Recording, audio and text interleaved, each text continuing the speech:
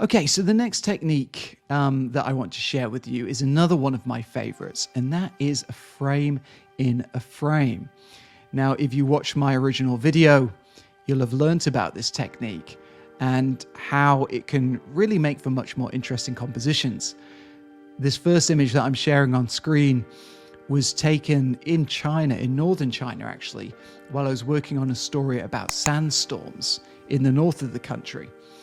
And here I positioned myself in the inside of this old abandoned building, and there was this space for where a window used to be. And I saw it, I thought, wow, that would make a really interesting frame in a frame. And so what I did is I looked beyond the frame and I noticed that there was a small road in the background. So all I did was simply frame the image first, and then I simply just waited for something to pass by. Now I was kind of hoping for maybe a person walking by, maybe a farmer walking by, but actually I got this motorbike coming and I could hear it before it came into the scene, obviously. And so I just waited and waited and managed to press the shutter at exactly the right moment. And you can see that by having this frame of the window within the frame of my photograph, you can see that it focuses your attention a little stronger on the main subject matter, which is the motorbike passing by. And so this is a technique that I really like to use when I'm out photographing, and you can use it too. I mean, the main thing to do is to look out for things that make frames, and the most obvious thing that makes frames are doors and windows. And so whenever you're around doors and windows, look out for those frames and think about how you might be able to capture your subject matter within that frame. Like in this image of a young boy and his mother sitting in a car on the Tibetan plateau. Here, this image from India, you can see that I actually framed the two cows in the background. Those are my focus, those are my subject matter, but I framed them within this window in a wall, and then also used this pole which was running across the frame to make an even more interesting composition.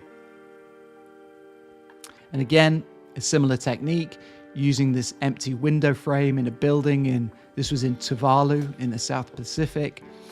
Again, it focuses your attention on the subject matter in the middle of the photograph. And if you look in the background, you can see the boy standing on the boat, which was the focus of my attention, really. And so I just wanted to make this much more interesting composition by using that window frame that I found.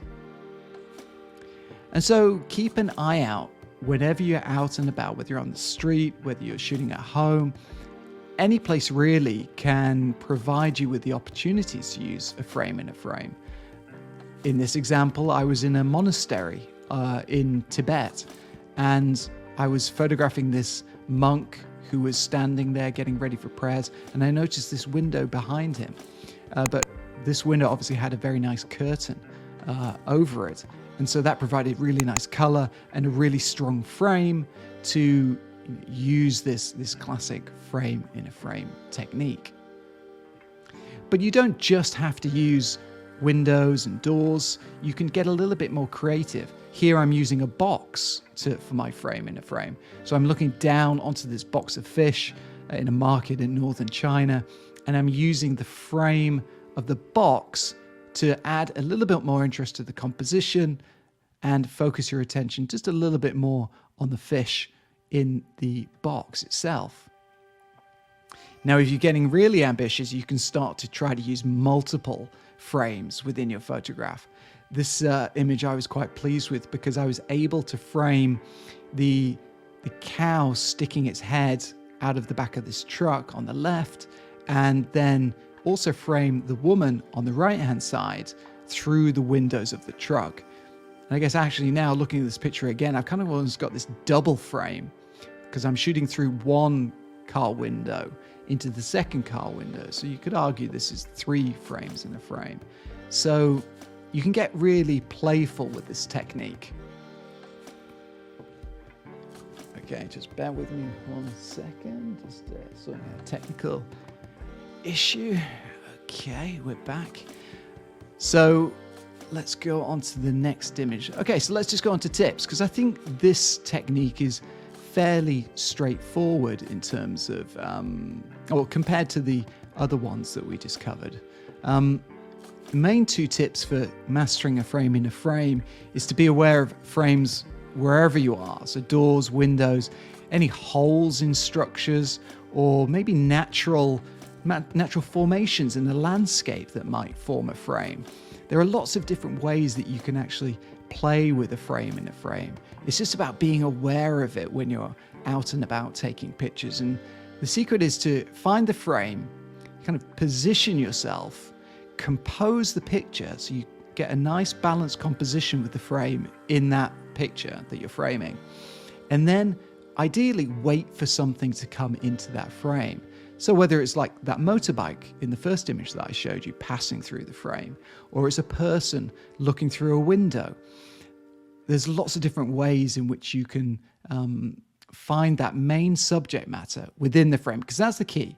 Have another subject matter that you're paying attention or focusing your viewer's attention on in the image. And that way you can use the frame to focus your viewer's attention on that subject matter, which can create this really interesting effect with the frame in a frame. And like I mentioned, it's one of my favorite techniques. All right, let's again go on to your comments and questions. I'm just going to have a look at who's joining us live and see if we've got any other questions. Here's a question. I'll bring this up. This is actually going back to the technique before. James Brown is asking, how do you focus for multiple points of interest? Yeah, that's a good point. I will normally, with multiple points of interest, I'm actually, a lot of my subjects are in the same kind of plane. So there's not a huge difference in distance between the foreground, the middle ground, and the background. So in most situations, I'll be working at like an F number of around 8. So that will give me quite a good amount of focus in any given scene. Now, if I was working on an aperture of like 2.8, for example, that will give you a very shallow depth of field. So that makes it much more difficult to get everything in focus with multiple points of interest. So if you use a larger or a smaller aperture but higher f number, something like f8, you can get more things in focus, and that allows you to capture more things within the frame. Okay, we have Frankie, who's joining us from Malaysia. Hi, Frankie. Thank you for joining us. If you're watching the replay of this, if you haven't had the opportunity to join us live, then please do leave a comment in the comments section on the video on YouTube, and I'll get back to you in the coming days and answer any questions that you have. Okay, let's see who else is joining us. We have Saro Studio, who says good evening. Good evening to you. I guess you're maybe somewhere in Asia as well. And we have Mauwet, who's also joining us from Hong Kong, second person from Hong Kong. Welcome. Thanks for joining us on today's live stream. Okay, and last one before I jump into your comments. The Service USA again, found this channel earlier today, hoping to learn more about still photography so I can learn more about how to get perfect shots in my filmmaking projects. Well, I hope these videos, not just this live stream, but the other videos on my channel, are proving useful. I mean, that's the aim. I really want to help you guys improve your photography and pass on some of the things that I've learned as a professional. Okay, so a couple of your questions from the original video on the frame in a frame technique. We've got T Rich Pictures 2197 who asked, I'm a new subscriber. This is my second video and I see I have so much to learn. That's okay. We're all still learning. Have you mentioned what focal length you primarily use for street? Is it the 35mm? Is it the 50? Or do you use zoom lenses? Respect. Well, thank you, T Rich Pictures 217. Yeah, I mentioned this before. I really like to use the 35mm lens for my photography. One of my favorite lenses to use during assignments is the 24-70. That is a lens that gives me a little bit more range if I need a more variety in my pictures. And that's especially useful if I'm producing work for a client and they need a lot of different types of images. So wide images at the 24 range or 70mm lens to get zoomed in on things. It gives you a lot more flexibility. But I really love the 35mm range because it's a very natural perspective, very similar to what we see with our own eyes. And I've shot with it so much that I can kind of visualize. I can visualize what I will see through my viewfinder before I even put it up to my eye. And I think that's a really great thing to develop because it's one less thing that you have to think about when you're taking pictures. You just have to think about that moment that you're trying to capture, and you're not thinking about zooming in, zooming out, and you're just, if you know what you're going to see before you even put your camera up to your eye, you can be laser focused on capturing the most important thing, which is the picture and the moment. At Ace Killerish asked, "Hi Sean, the silhouettes in this video are beautiful indeed, thank you. Hope you can make a video to the viewers on how to take them. Keep up the good work." Well, thank you very much, Ace. Yeah, silhouettes are things that I really like to use in my images. I actually just posted about this on my Instagram feed.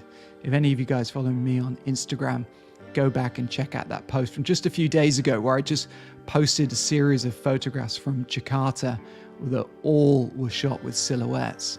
I think silhouettes are a really interesting way to add drama and interest to your photos.